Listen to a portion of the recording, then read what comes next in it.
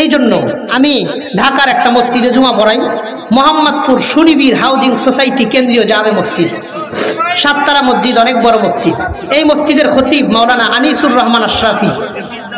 আনিসুর রহমান আশরাফি ভাই 2 জুমা পড়ায়, আমি 2টা জুমা পড়াই। উনি সুন্দর করে একটা উদাহরণ এক বয়ানের মধ্যে দিছে, কথাটা খুব ভালো লাগছে আমার। দেখেন এই যে মাহফিলের পোস্টার, কত রং ঢং তামাশা ডিজাইন, হ্যাঁ কত সুন্দর করে এই সাইডটা ওনারা সাজাইছে। এই যে মাহফিলের পোস্টারটা কত চিন্তা ফিকির করে ডিজাইন করে, হ্যাঁ বিভিন্ন সুন্দর করে নামের তালিকা করে পোস্টারটা সাজাইলো। এই পোস্টারের এই অংশটা হলো আমার আপনার দুনিয়া। এত সুন্দর করে আমি আপনি আমার আপনার দুনিয়াটারে সাজাইছি, কিন্তু এই মাহফিলের পোস্টারের এই পার্টটা হলো আমার আপনার আখেরাত। আমার আপনার আখেরাতের ক্ষেত্রে কিচ্ছু নাই, কথা বল। বাস্তব উদাহরণ হলে আমার আপনার দুনিয়া আখেরাতের পোস্টারটা ঠিক এমন। আমি আপনি দুনিয়াতে যেই কাজগুলা করি, আল্লাহর কসম 90% কাজ হলো দুনিয়ার জন্য, 10% কাজ কারো কারো ক্ষেত্রে আখেরাতের জন্য। আর পুরাটা অংশ, পুরাটা জীবন আমার আপনার দুনিয়া করতে করতেই শেষ হয়ে যেতেছে। আল্লাহ আমাদেরকে 5 ওয়াক্ত নামাজি, দিনদার, পরহেজগার, আখেরাতমুখী হিসাবে কবুল করেন, বলেন আমিন। তাহলে 3 নাম্বার কথা, ওয়ালা তাতরুকান্না সালাতান মাকতুবাতান মুতাআম্মিদা, যাই না বুঝা ফরজ নামাজ কাজা করবা না। যে ব্যক্তি একক ফরজ নামাজ কাজা করে তার জিম্মাদারি আল্লাহ উঠায়া নেন, কোনো জিম্মাদারি আল্লাহ রাখেন না। 1 নাম্বার আল্লাহর সাথে কাউরে শরীক করবা না, 2 নাম্বার মা বাবার মনে কষ্ট দিবা না, 3 নাম্বার ফরজ নামাজ কাজা করবা না। 4 নাম্বার কথা নবীজি বলেন, ওয়ালা তাশরাবান্না খামরা, মুআয ইবনে জাবাল তুমি কখনো মদ পান করবে না। ফাইন্নাহু রাসুকুল্লি ফাহিশা, কারণ মদ পান তোমাকে আরো অনেক গুনার দিকে ধাবিত করে নিয়ে যায়। মদ পান করবা তো তোমার আরো অনেক গুনাহ হবে।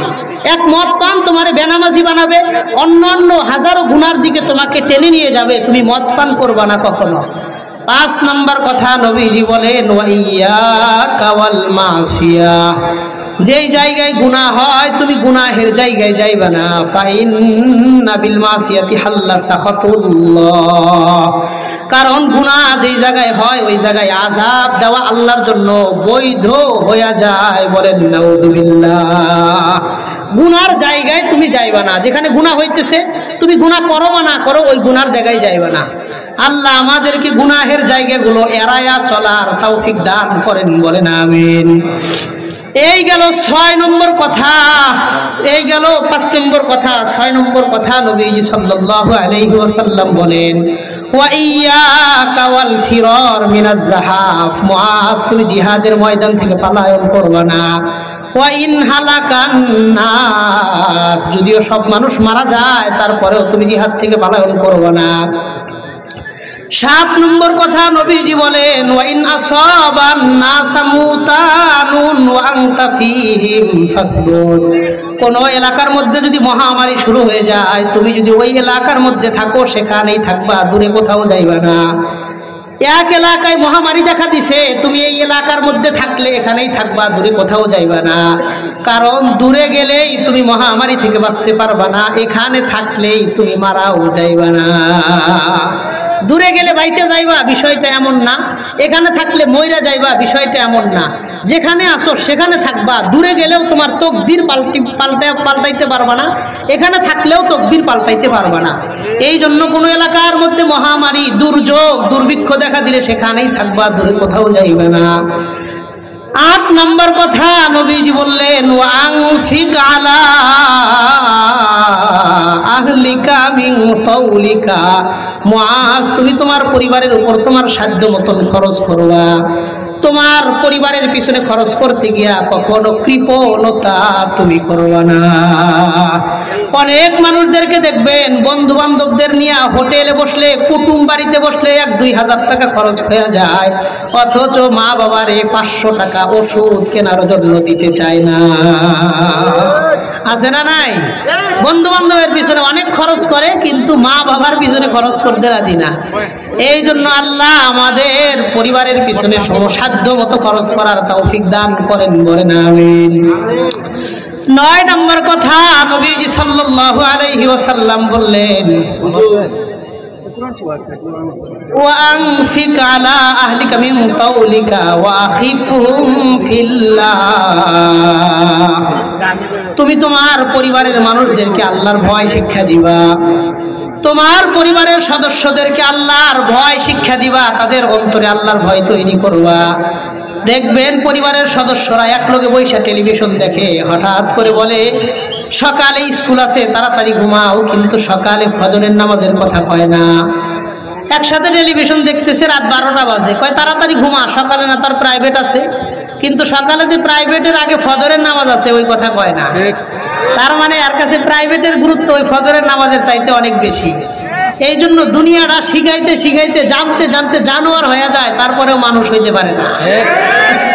এই যারা ফজরের নামাজটারে পড়ায় নাই, প্রাইভেট পড়াইছে, উচ্চ শিক্ষিত বানাইছে, এদের মা বাবার এই বুড়া কালে দেখবে বৃদ্ধাশ্রমে পাওয়া যায়। আর যারা ফজরের আগে মাদ্রাসায় পড়াইছে, কোরআন শরীফ পড়াইছে, হাফেজ পড়াইছে, গাজীপুরে 4টা বৃদ্ধাশ্রম আছে, আমি 2টাই গেছি, আর 2টাই সময়ের কারণে যাইতে পারি না, দূরে। আমি একটা জিনিস দেখার জন্য গেছি, কোনো হাফেজ, কোনো মুয়াজ্জিন, কোনো ইমাম 7,000 টাকা, 6,000 টাকা, 5,000 টাকা বেতনে চাকরি করে। আপনাদের ঘাটায়, গোপালপুর, ভুয়াপুর অনেক ইমামের বেতন 6,000 আছে না নাই? 3,000 টাকা বেতনে মুয়াজ্জিন করে, মুয়াজ্জিনের চাকরি করে। আলহামদুলিল্লাহ, 1,000 উপরে বৃদ্ধাশ্রমে মানুষ দেখছি, একজন ইমাম, একজন মুয়াজ্জিন, একজন হাফেজ, একজন কারি, হ্যাঁ, দারোয়ান মাদ্রাসার, তার কোনো মা বাবারেও বৃদ্ধাশ্রমে পাই নাই। অনেক বড় বড় ব্যাংকার, উচ্চ শিক্ষিত, ভালো মানুষ, ভালো করতে লাখ লাখ টাকা বেতন পায়, 30,000 টাকা দেয় তার মা বাবারে দেখার জন্য ওই জায়গায়, তারপরেও বাড়িতে তার মা বাবারে রাখে না। এটা তো দুনিয়ার বাস্তবতা। এই জন্য আল্লাহ নবী বললেন, ওয়াখিফহুম ফিল্লাহ, তোমার পরিবারের দিনদার বানাইবা, আল্লাহর ভয় তাদের অন্তরে শিক্ষা দিবা।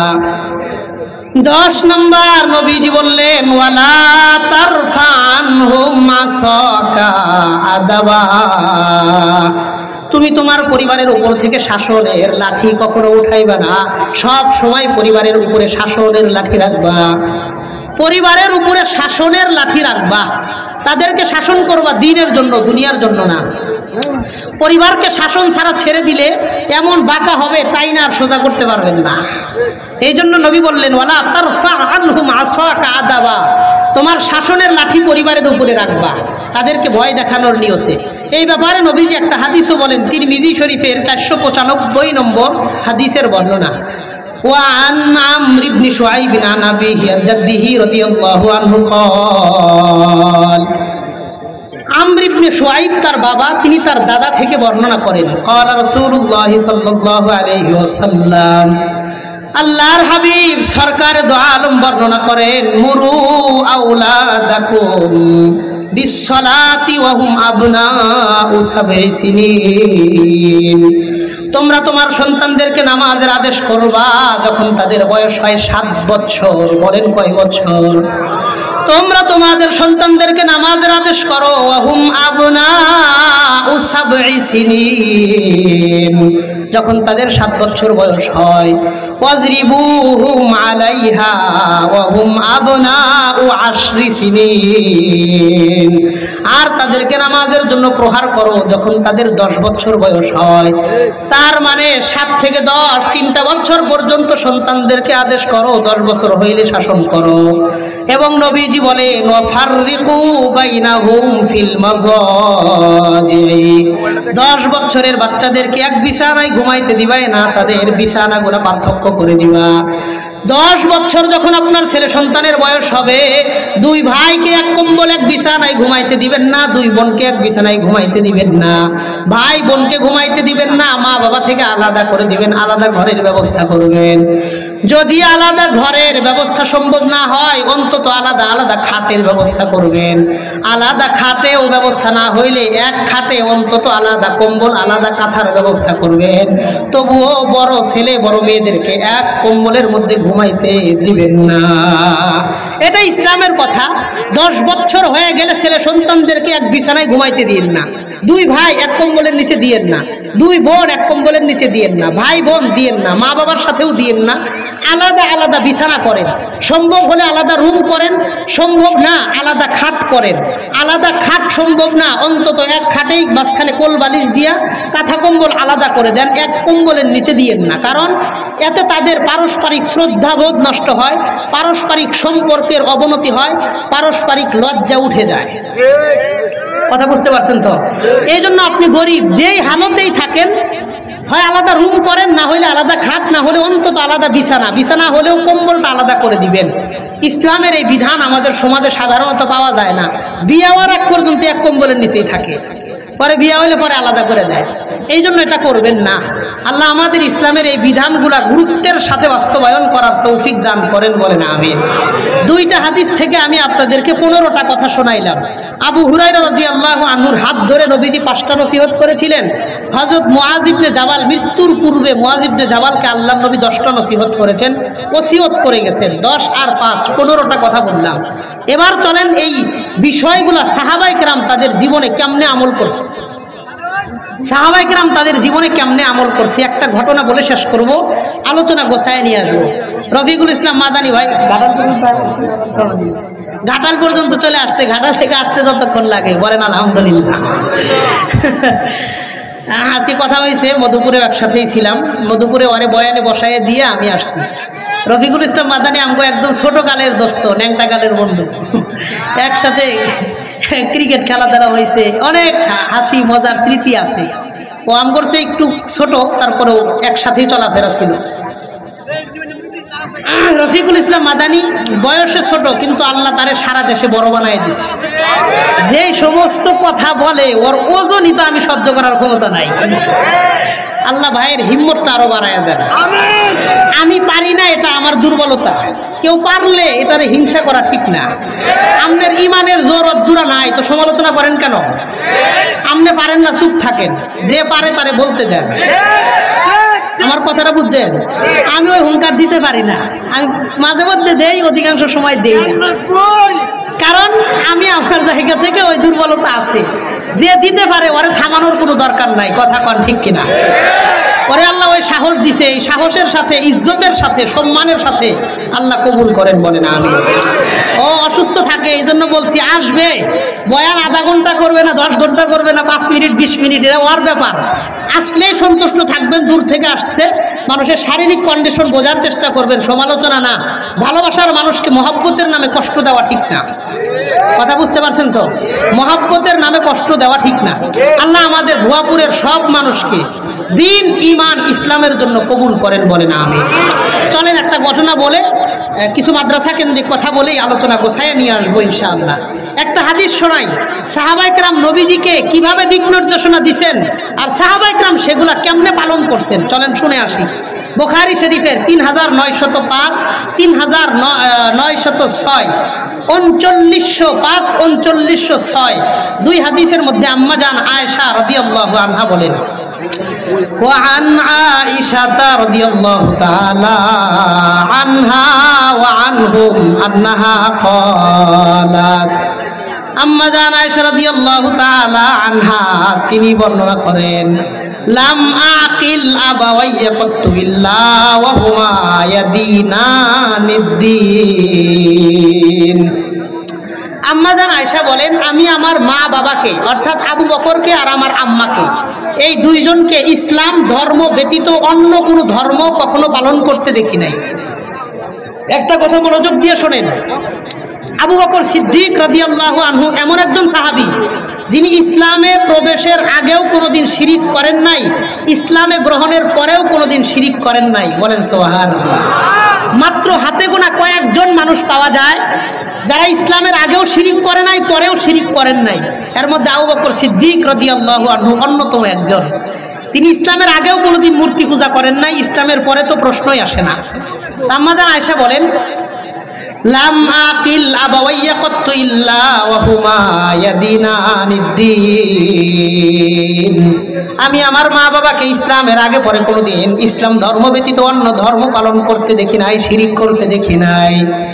2 নম্বর তিনি বলেন, ওয়ালাম ইয়ামুররা আলাইনা ইয়াউমুন ইল্লা ইয়াতিনা ফীহি রাসূলুল্লাহ সাল্লাল্লাহু আলাইহি ওয়াসাল্লাম।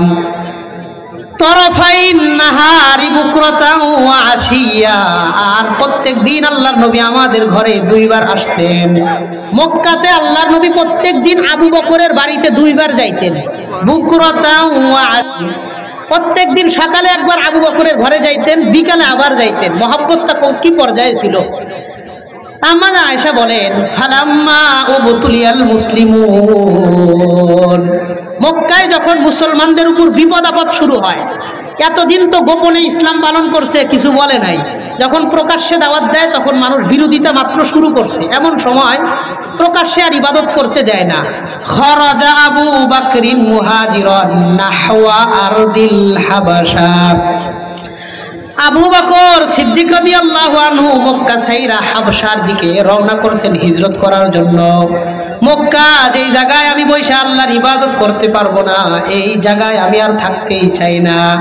এই জন্য তিনি মক্কা ছেড়ে হাবশা আবিসিনিয়ার দিকে হিজরতের জন্য রওনা দিয়ে দিয়েছেন। ফালাম্মা বালাগা বারকাল গিমাদ, আবু বকর যখন বারকুল গিমাদ নামক জায়গায় পৌঁছলেন, বারকুল গিমাদ একটা জায়গা, এই জায়গায় আবু বকর পৌঁছেছেন। জায়গাটা কোথায়? লোগাতের কিতাবে লেখে, ওয়া হুয়া মাউযিউন আলা খামসি লায়ালিম মিন মক্কা ফি তরিকিল ইয়ামান, মক্কা থেকে ইয়ামানে যাওয়ার পথে 5 দিন 5 রাতের দূরত্বের জায়গার নাম হলো বারকুল গিমাদ। আবু বকর মক্কা থেকে 5 দিন 5 রাতের দূরত্বর জায়গা বারকুল গিমাদে গেছেন। এত দূরে যাওয়ার পরে এক লোকের সাথে সাক্ষাৎ হয়, নাম হলো ইবনুদ দাগিনা। বলেন কি নাম? ইবনুদ দাগিনা। হাদিসের মধ্যে আসছে, তিনি বলেন ফালাকিয়াহু ইবনুদ দাগিনা। ওই জায়গা যাওয়ার পর আবু বকরের সাথে ইবনুদ দাগিনার সাক্ষাৎ হয়। ওয়া হুয়া সাইয়্যিদুল ক্বারা, তিনি হলেন মক্কার ক্বারা বংশের সরদার। মক্কায় 2টা বংশ, কুরাইশ একটা বড় বংশ, ক্বারা একটা বড় বংশ। এই ক্বারা বংশের একজন সর্দার হলো ইবনুদ দাগিনা। সেই বিশাল দূরে যাওয়ার পরে ইবনুদ দাগিনা ওই স্টেশনে তার সাথে সাক্ষাৎ হয় আবু বকরের। আবু বকরকে দেখার পর ইবনুদ দাগিনা বলে, ফাকাল লাহু ইলা আইনা তুইদু ইয়া আবা বকরিন, আবু বকর আপনি কই যান? মক্কা থেকে এত দূরেই বা কেন আসছেন? আবু বকর মনের কষ্ট নিয়ে জবাব দিয়ে বলেন, কদ আখরাজানি কওমি ফাউরিদু আন নাসিহা ফিল আরদি ওয়া আ'বুদা রাব্বি, আমার গোত্রের মানুষেরা আমাকে মক্কা থেকে বের করে দিয়েছে, এই জন্য আমি মক্কা থেকে বের হইয়া এমন জায়গায় যাইতে চাই যেখানে আমি আমার রবের ইবাদত করতে পারবো। আমি আর মক্কায় থাকতে চাই না, আমি বের হয়ে গেছি, এমন জায়গায় যাব। উরিদু আন আসিহা ফিল আরদি ওয়া আ'বুদা রাব্বি, আমি আল্লাহর ইবাদত যেখানে করতে পারবো সেখানে যাইতেছি, মক্কায় আর থাকবো না। এবার ইবনুদ দাগিনা জবাব দিয়ে বলে, ইবনুদ দাগিনা একজন কাফের, তারপরেও জবাব দিয়ে বলে, ইন্নাকা ওয়া বিমিসলিকা লা ইয়াখরুজু ওয়া লা ইখরাজু, আবু বকর আপনার মতন মহান মানুষকে কেউ বের করতেও পারে না, আপনি বেরও হইতে পারেন না, কারণ আবু বকর আপনার মধ্যে 5টা গুণ আছে। আওয়াজ করে বলেন, আবু বকরের মধ্যে গুণ আছে কয়টা? 1 নাম্বার, ইন্নাকা তাকসিবুল মা'দুম, আবু বকর আপনি নিঃস্ব অসহায় মানুষের মুখে খাবার তুলে দেন। সমাজের যে মানুষের ঘরে খাবার নাই, আপনি সেই ঘরে খাবারের ব্যবস্থা করে দেন, এটা 1 নাম্বার আপনার গুণ। 2 নাম্বার, ওয়াতাসিলুর রহিম, আপনি আত্মীয়তার সম্পর্ক বজায় রাখেন, কোনোদিন আত্মীয়তার সম্পর্ক ছিন্ন করেন না। 3 নাম্বার, ওয়াতাহমিলুল কাল্লা, আপনি মানুষের ভারী বোঝা বহন করে দেন, মানুষের বোঝা ভারী হইলে আপনি বোঝা বহন করে দেন। 4 নাম্বার, ওয়াতাকরিজ যায়ীফ, আপনি মানুষের মেহমানদারি করেন। 5 নাম্বার, ওয়াতুইনু আলা নাওয়াইবিল হাক্কি, আপনি মানুষকে বিপদে পড়লে বিপদগ্রস্ত মানুষকে সহযোগিতা করেন। এই 5টা গুণ আপনার আছে। আপনার এত মহৎ গুণ থাকার পরে আপনি মক্কা থেকে বের হতে পারেন না। ইরজি মাই ফাআনা লাকা জার ওয়া আবুদ রাব্বাকা বিবালাদিকা, আপনি আসেন আমার সাথে, ফিরে আসেন, আপনি মক্কায় বসে ইবাদত করবেন, আমি আপনার নিরাপত্তার ব্যবস্থা করে দিতে চাই, আমি আপনার ব্যবস্থা করব নিরাপত্তার, আপনি আসেন। ইরজি মাই, আপনি আমার লগে আসেন। ওয়া আবুদ রাব্বাকা বিবালাদিকা, আপনি এই মক্কায় বসে ইবাদত করবেন, ফাআনা লাকা জার, আমি আপনার নিরাপত্তা দিব। এই কথা যখন একজন নেতা বলছে, একজন নেতা বলছে, বলেন কে বলছে? হ্যাঁ, শুধু নেতা শব্দটা বলেন, কে বলছে? আবার বলেন কে বলছে? এই পয়েন্টটা মনে রাখেন। তো কর বংশের এক নেতা বলছে, আপনি আসেন আমার সাথে, আমি নিরাপত্তার ব্যবস্থা করবো। কেটা কি কয়? আইন টেঙ্গিটা ভেঙে দিয়ে হবে, এই ধরনের একটা কথা কইছে। আসেন আপনি ইবাদত করবেন, কে ঠেকায় আমি দেখবো। 5 দিন 5 রাতের দূরত্বে গেছে। এবার এই 5 দিন 5 রাতের দূরত্ব আবার ফিরে আসছে, বলেন সুবহানাল্লাহ। আবু বকর সিদ্দিক রাদিয়াল্লাহু তাআলা আনহু ইবনু দাগিনার সাথে ফিরে আসছে। মক্কায় আসার পর ফাতাফা আশিয়াতান ফি আশরাফি কুরাইশ, ইবনু দাগিনা কুরাইশদের বড় বড় নেতাদের কাছে সন্ধ্যাবেলায় গেছে। যাওয়ার পরে জিজ্ঞাসা করে, আতুখরিজুনা রাজুলান, তোমরা কি এমন একজন মানুষকে মক্কা থেকে বের করতে চাও? ইয়াকসিবুল মাদুম ওয়া ইয়াসিলুর রহিম ওয়া ইয়াহমিলুল কাল্লা ওয়া ইয়াকুযু যায়ফা ওয়া ইউইনু আলা নাওয়াইবিল আমরি, যার মধ্যে এমন মহৎ মহৎ 5টা গুণ আছে, এমন একজন ভালো মানুষকে তোমরা মক্কা থেকে কেন বের করতে চাও? ফালাম তুকাযিব কুরাইশুন জিওয়ার আবি বকরিন, আবু বকরের 5টা গুণ মক্কার কোন কাফেররা অস্বীকার করে নাই। মক্কার কোন কাফেররা আবু বকরের 5টা গুণ অস্বীকার করে নাই। তার মানে বোঝা গেল, মানুষ যত ভালোই হোক কিছু শত্রু তার থাকবেই। আবু বকরের মতন মানুষের 5টা গুণ তারা স্বীকার করে, আবার তারা বের করে দেয়। আল্লাহ আমাদের বোঝার তৌফিক দান করেন, বলেন আমিন। এবার বৈঠক বসছে সন্ধ্যাবেলায়, কুরাইশদের বড় বড় নেতাদের লগে আবু বকরের বিষয়ে বৈঠক। ওই সময় নিয়ম ছিল, কোনো নেতা যদি কারো জিম্মাদারি নেয়, দায়িত্ব নেয়, নিরাপত্তা দেয়, অন্য পাতি নেতারা তারা ডিস্টার্ব করতে পারবে না, এটা নিয়ম। চোর ধরা পড়ার পরে যদি চেয়ারম্যান সাহেব কয়, এরা আমার জিম্মাদারিতে দাও, ক্লাবে আটকায় রাখবো, সকালে বিচার হবে, তোমরা কেউ কিছু কইবা না।